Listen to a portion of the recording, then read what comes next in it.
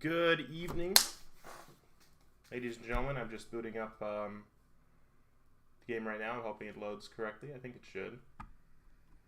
I've not done a Call of War stream in quite a while, so I am excited for this. And it is not loading, so I'm going to have to set this up then on my own, which is fine.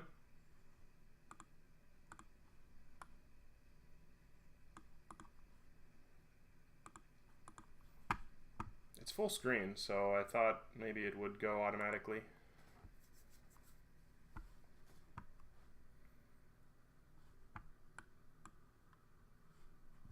No, it's not. Okay, that's fine.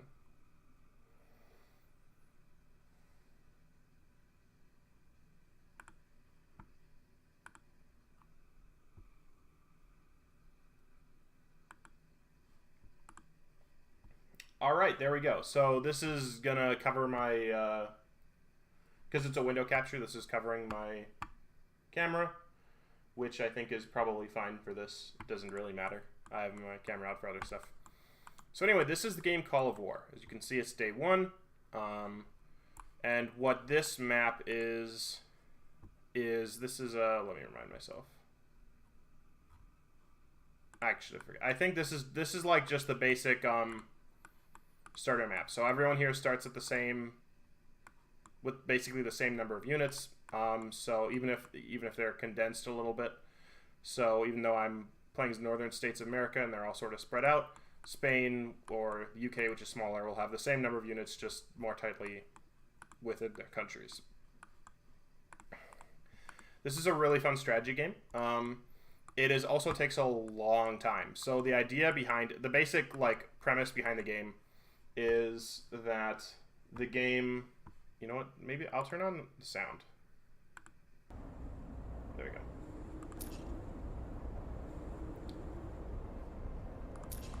The basic premise behind the game, I might turn it down a little bit though. I don't know that I can. That's fine. The basic premise behind the game is the length of time it takes to move stuff anywhere. So, for example, if I want to move my 17th Armored Car Brigade from Boston to the border of Ottawa, it'll take 6 hours, 3 minutes, and 30 seconds, which is a pretty substantial amount of time. And so it'll arrive sometime like 9:15 in the morning, right? It's like 3 a.m. now. So that's the basic premise behind it. I'm going to turn off music. I'm getting ignored with music. Okay. So that's the basic premise of the game. Is there a way I can turn down the sound? It's just really loud. Yeah. You know what? I'll just turn that off. So that is the basic premise of the game. It's just the length of time it takes. Those are infantry.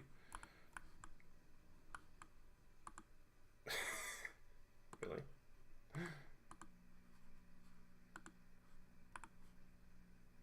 Interesting. So this is sort of a new account. I'm level 37 in this, which isn't great. But I've only taken part in, let's see. No. I have only taken part in, as you can see, 9 games, and I'm already at this level. And that's because I won 2 victories, 1 solo, 1 coalition in that short amount of time, which I am pretty happy about. My KD is 4, which is very, very good. And so right now there's a couple other players. Did they misspell Havana? I'm pretty sure there's also supposed to be 1 N in Havana. But I really do enjoy this game, and it's free, so anyone can play it. So here what we're going to do is I'll basically go over the starting point of what you do on day 1, right? So on day 1, all these guys are sort of in their starting positions, and the first thing I do is I start racing towards the borders, right? Because this guy's a player, this guy's a player, and so much of Call of War is about the early game. So I don't want these guys to think, oh, I'm just sitting here not doing anything. they can beat me really easy. I want to move my troops to the border really fast so they can sort of see what I have. They see, okay, this guy's actually like moving, he's active, and that lessens the risk that they're gonna go after me hard. Immediately, as soon as I started, I built 4 tank plants, and that is so I can do this. I'm going to select all of these, and I'm going to build armored cars in all of these sites. Armored cars are really good against starter infantry. And at this point, all of these nations start with a bunch of starter infantry, like you see here. A couple armored cars, only a few, and 1 fighter aircraft, which basically is good for patrolling and not much else. So you can see I have it over here on Detroit, just sort of so I can see what they have. And yeah, so I think, oh, this is interesting.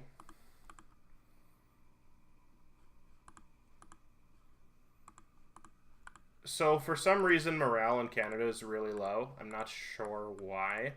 But apparently it was so low that part of their nation revolted and decided to join the Soviet Union, which is really funny. Yeah, this does not mean a Soviet attack by any means. It's just kind of funny how I'm not really sure why Canada's morale is so low, to be honest. It's just, I think it's just random, like, luck of the draw.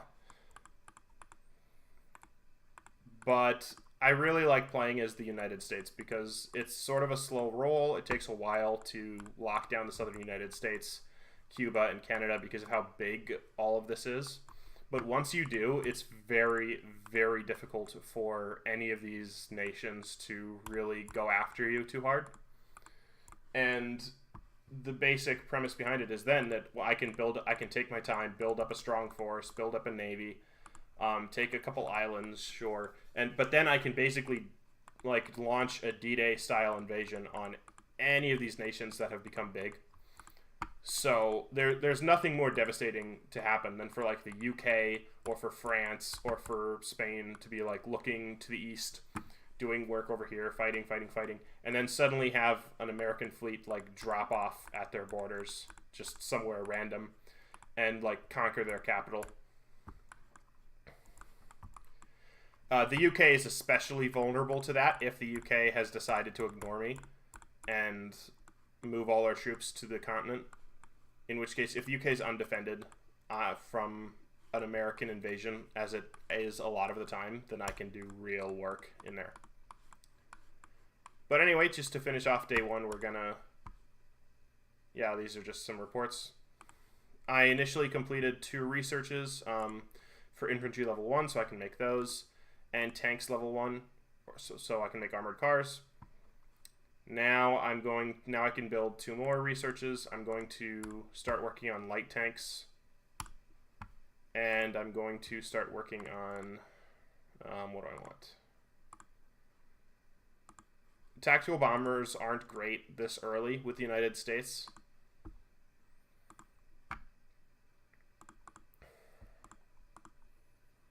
Anti-tanks aren't bad, but they're mostly a defensive weapon. So again, it's not going to be very useful like for a little while. So I think I'm honestly going to start working on destroyers. No. I'm sort of stuck in between destroyers and subs.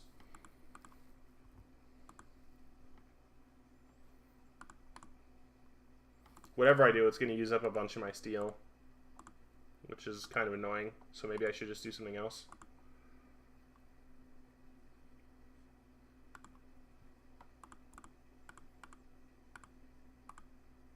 Yeah, I guess I don't really need a huge navy this early.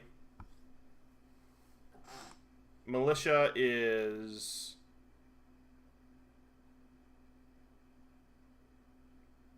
I hate militia. I've never thought it was that good. I don't know if it's changed in the new version of this game. Maybe it's better. I don't know. I think it probably isn't. I don't know. I just don't like it. I really don't like it. Yeah, whatever. I'll just bite the bullet and research submarines. I love submarines. Submarines are the bomb. And then I'll use some money to buy some steel while it's still kind of cheap. And so now you can see what's kind of going on. What I'm sort of decided already is I'm going to take out Michigan here, which is just going to be AI controlled. I do that fast. I move a couple troops down here just to sort of like make sure southern United States doesn't try to invade me fast. And so hopefully they're going to focus on like clearing out Cuba, if they even play for very long. I've never met this southern United States player who actually like made a game of it. Most of the time they just abandon the game really fast, which there aren't any penalties for doing. That's one of the interesting things, is that like even though if you look here you can see that all these players are users, they're all like active players. Probably in 3 days like 80% of these will be gone, just replaced by AIs, because for whatever reason people like don't ever try to come back from the game. The greatest, I think that trying to come back from a losing situation is actually really fun, and it's very unexpected to try to do. The greatest game I ever played in my life of Call of War was like, I think the game lasted like close to a month and a half, and I played as Sweden in the 1939 historical simulation. So I started as Sweden with like a couple tanks and just garbage infantry, just like the army that Sweden had in 1939. And Germany went for like an instant invasion of me. And I managed to hold them off long enough for my allies to like start working on them. And by the end of the game, Sweden had like control of like most of this terrain. And I was able to build like 15 nuclear missiles and just absolutely like wreck the rest of the players so I could win in a coalition. This isn't the complete map because it was the full world map, but I actually like trekked my army with my nukes across Russia all the way into the coast of like all the way onto Korea, so I could launch a nuclear strike on Japan's air bases. It was amazing. But yeah, so this is basically what the situation is going to be. I'm not going to make any moves until tomorrow morning once my armored cars finish up. Do I only have one armored car? No, I have two. 1, 2. What's the strength of this against? Yeah, so the strength of this is like really bad against everything pretty much besides other planes.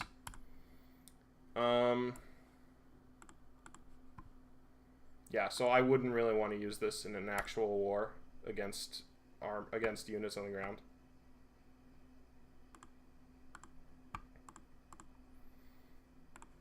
Yeah, and since I'm playing as US, the doctrine is like slightly decreased unit speed, but I get better upgrade, better research costs, decreased production times. So I can make a lot of stuff really fast.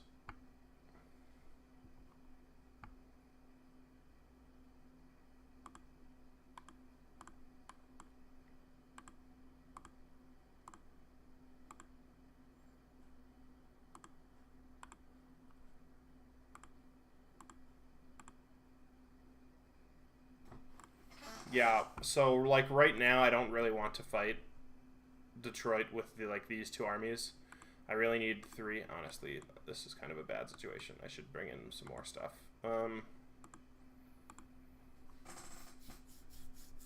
Yeah.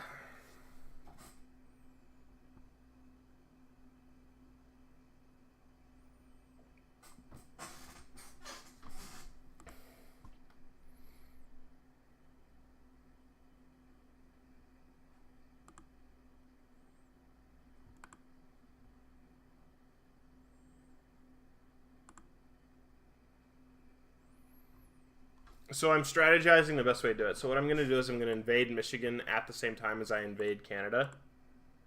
And so I'm going to bring like these troops basically straight over and down. I don't think I can take Toronto with just 3 of these unless it's really weak for some reason. So I'll start moving troops over here, drop them down at the same time as I bring these infantry regiments up and so I can surround Detroit. And that'll also let me isolate them pretty well. And then I can just get my armored brigades rolling. Yeah, so the idea is I want as many troops committed to the fight as I can. And then, yeah, and we'll see over the next coming days how many of these nations will actually become a threat and how many will just disappear. So you can see war has already started. Italy's already invaded Switzerland. Really? Okay. Italy's already invaded Switzerland. What?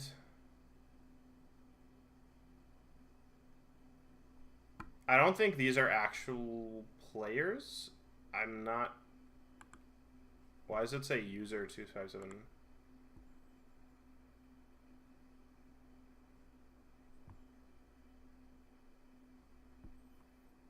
I wonder if these are bots. I don't really know what these are, honestly. It's like first game joined. Maybe they just haven't changed their name to something else. I don't really understand. Because these are players for sure, and when it has like a traditional name, like I'll scroll down, like Thorvald Stauning, that just means it's the AI controlling it. So maybe it's a player who hasn't chosen a name yet. I don't really understand.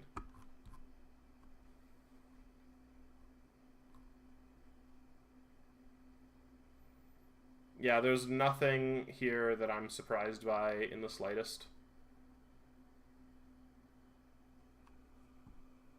The last thing I'll do is I'll show you what I always do. I try to play a little bit to the player. So like here, Canada, if we look at his page, we can see that he's just basically a user, games joined 1. Yeah, I don't actually think this is his first game. I don't really know what this means, I guess, but... Because it says active player, but his name is really weird. And then Southern United States. So he's actually played a couple games. 17 solo victories, 2 coalition victories, 3. Yikes. That's actually not the best for me. I almost wonder if I should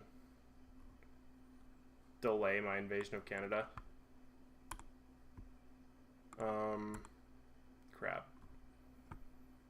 In all of these spots will be really good for him to take me on with armored cars.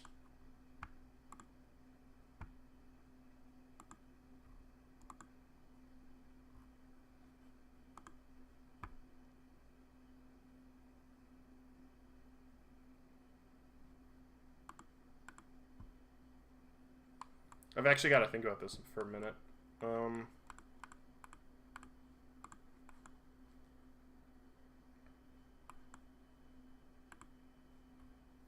So when this is done, I'll have 1, 2, 3, 4, 5, 6, 7 troops down there.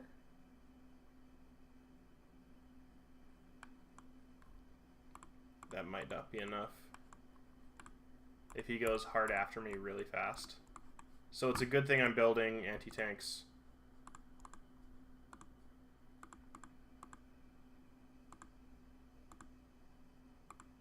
Or I'm not building anti-tanks. No, I'm building submarines. Crap. Here's what I'll do.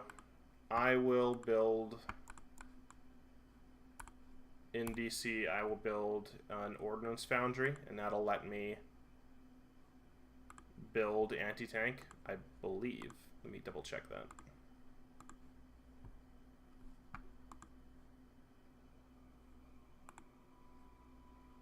Yeah.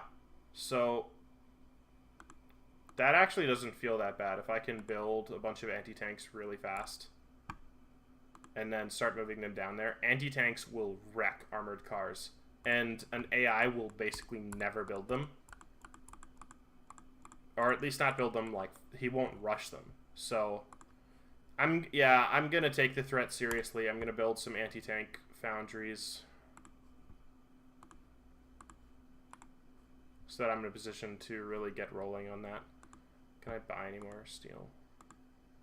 I need, how much do I need? I need like 50. Yeah. So yeah, I've like used up all my steel, but that's fine because anti-tanks are also like pretty cheap, all things considered. Yeah, they like only take 120 steel. So I'll have that in like an hour.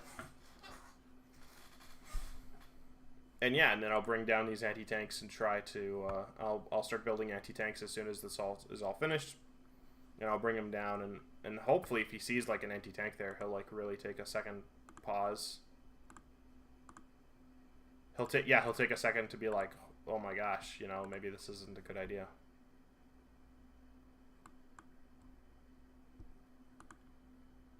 You know what? I'm going to leave this alone, and I'm going to bring it down to... hang on. That's going there, that's going there, that's going there. Is anything doubling here? No. Okay. I'm going to bring these down to the same point.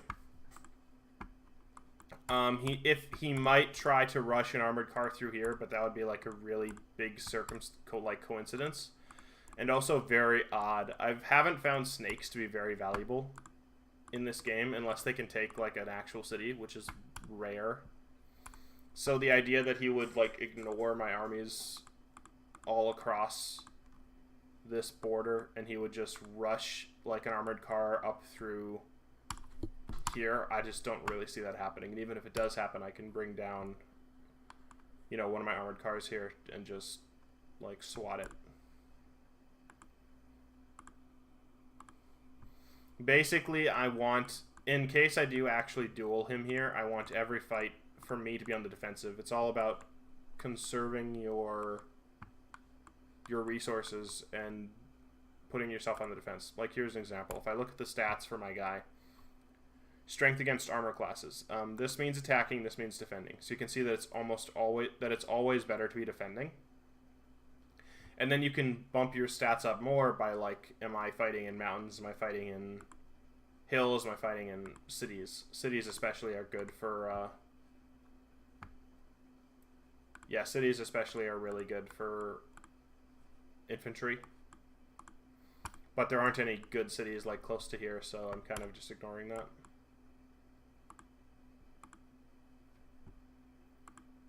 No, I'm gonna leave this. Yeah, I need to move this here because he might try to take some oil. All right, I guess that's good for now, honestly. Yeah, everything's progressing, so now I just need to wait until tomorrow morning to see what's going on. And we'll see how fast he can be. The problem is if he really does want to push for me, it's going to take him a little while to move stuff because he's got, you know, like armies down here. He's got armies here. He could move them like all up to the border and just like rush me, but that would kind of be like a hyper aggro play, and there's things I can do to mitigate that. If he does that, I'm going to be in for a fight, no doubt, but I think I can probably come out ahead if I strategize well enough. But anyway, so that's game number 1 that I'm working on. We're going to go to game number 2, which is also on the first day. This is the America Homefront map.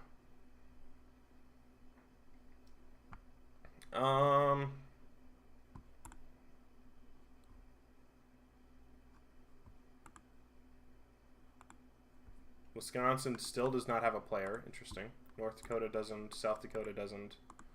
Of course, the only player is the one that is in like a terrible position for me, West Ontario.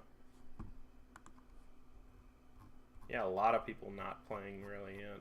It's okay though. Already some coalitions forming. Northwest Territories, West British Columbia, Manitoba. That's really stupid. Where is that?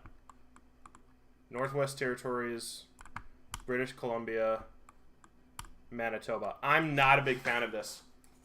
This is really dumb. This is a really stupid coalition to have. So I'll explain this feature really fast for the game. in certain games you can make coalitions, right? Coalitions max out at 3 people. Here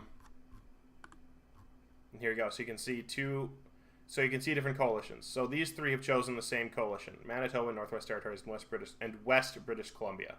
So that's him, and him over here. For Manitoba and West British Columbia, I guess it's fine. I think it's pointless to start a coalition this early when you can't actually reinforce anyone. But for this guy, it's really stupid. Because for West British Columbia, the obvious choice for him is to take East British Columbia. And, like, at a certain point, Northwest Territory is going to get very hemmed in very fast. Like, where does he even go? Yeah, I see problems emerging from that, like, really fast for him. I'm not going to do any coalitions, like, for a while. I just want to keep sort of loose, you know? But anyway, so AIs won't, like, attack you. Ontario I'm not super concerned with because, honestly, I don't think he should attack me first. What West Ontario is probably going to do is he's going to establish a defensive front with, like, a couple troops along here to make sure I don't attack him. And then he's going to start moving west into Fort Albany.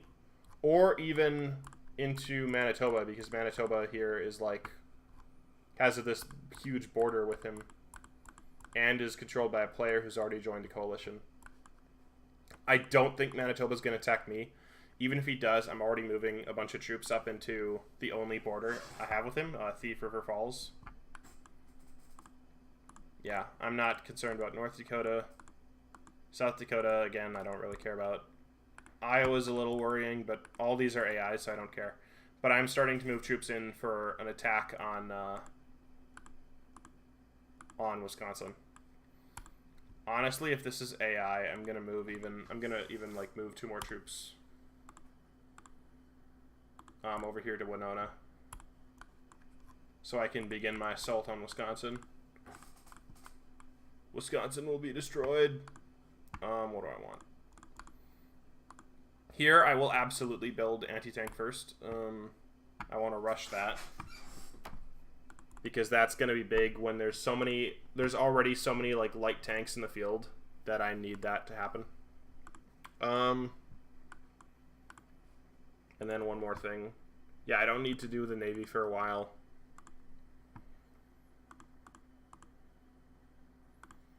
I guess air feels pretty aggro, but pretty sick if I can actually, like, pull it off. Bombers are so devastating in this game. They're just, like, totally sick. Tactical bombers especially are, like, really good. Yeah, light armor, heavy armor. Attack bombers are... What are those for again? Oh yeah, those are for, like, heavy armored stuff. And then strategic bombers blow up buildings. I've never really done those too much. I've never found it to be super helpful. Yeah, so if we can, like, bully Wisconsin here, I think we can really, like, make a go of this. I want to move them here to prepare them for the attack. Gonna move these guys to the border as well.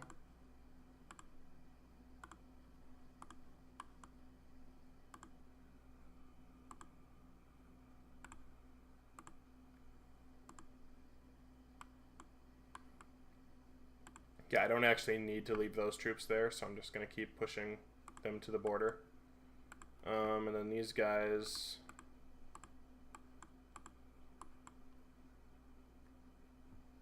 I guess I'll leave them here for a minute, because if Iowa does get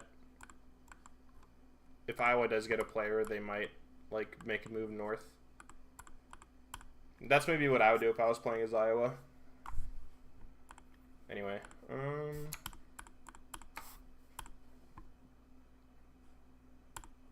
we are going to build... I'm actually going to do this one by one. We're going to build an ordnance foundry in Minneapolis.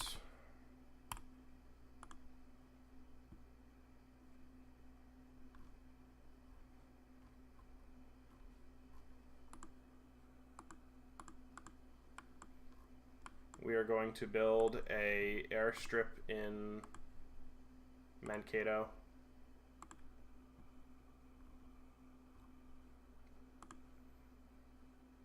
Ordnance in Rochester.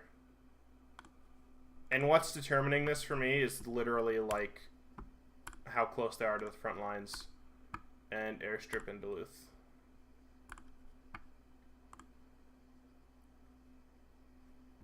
Oh, and now we're gonna get some armored cars rolling off the lot. Do I want to use? No, I'll buy some steel.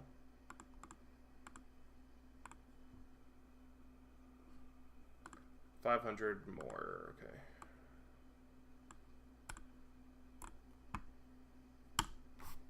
All right, 5 armored cars in production.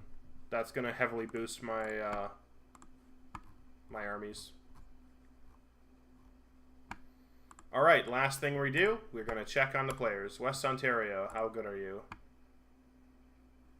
Oh, you're very good.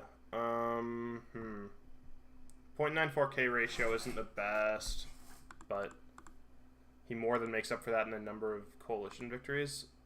Oh, this is bad. Oh, he's a desktop player. He might actually come after me. That would suck.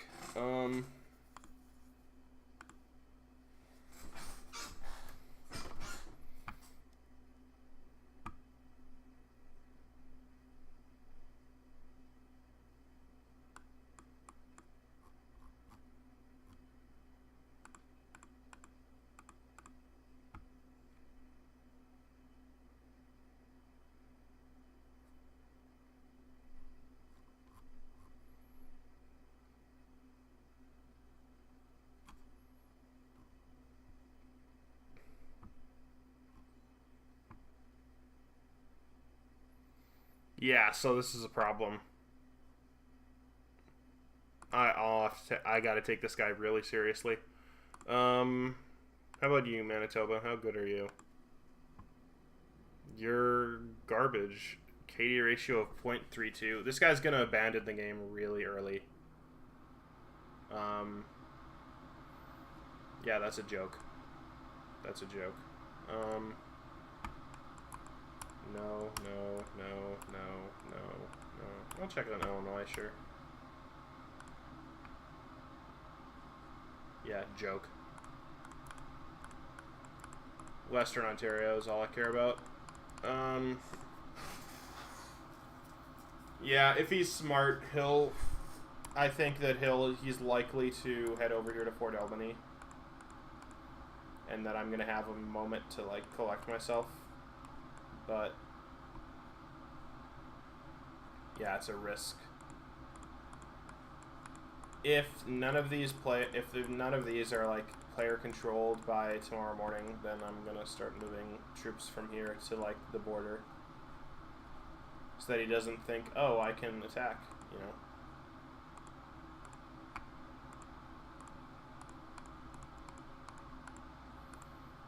Yikes.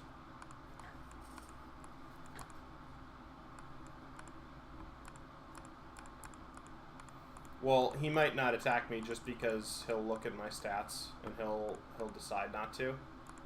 I think just seeing another player that's not terrible gives like a certain amount of pause.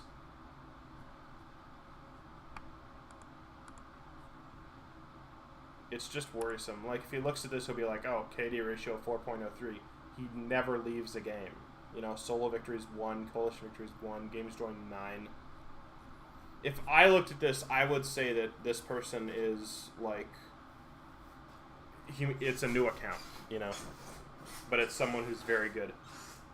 So we'll see what happens. All right, but that's basically the first day. So I'm gonna stop my stream now, restart it in a little bit, or maybe I just won't. Maybe I'll wait until tomorrow and then play Arkham. Alright, I'll either come back online in a moment or I won't at all.